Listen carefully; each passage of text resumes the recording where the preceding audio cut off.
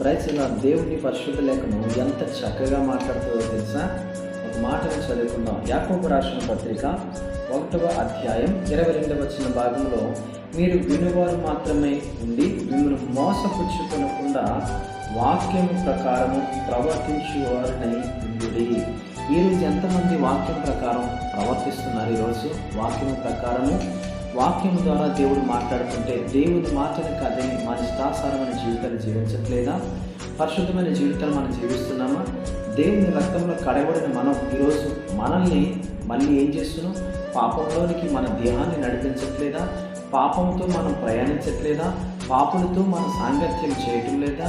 ఈరోజు బాప్తీసం తీసుకుని త్రాగిన వారు లేరా? బాప్తీసం తీసుకుని వ్యభిచారం చేస్తున్న వారు లేదా? వీరందరూ కూడా మరి దేవుని పరిశుద్ధమైన లేఖనం ప్రకారం నడుచుకుంటున్నారా? వాక్యానుసారమైన జీవితం జీవిస్తున్నారా? ప్రశ్న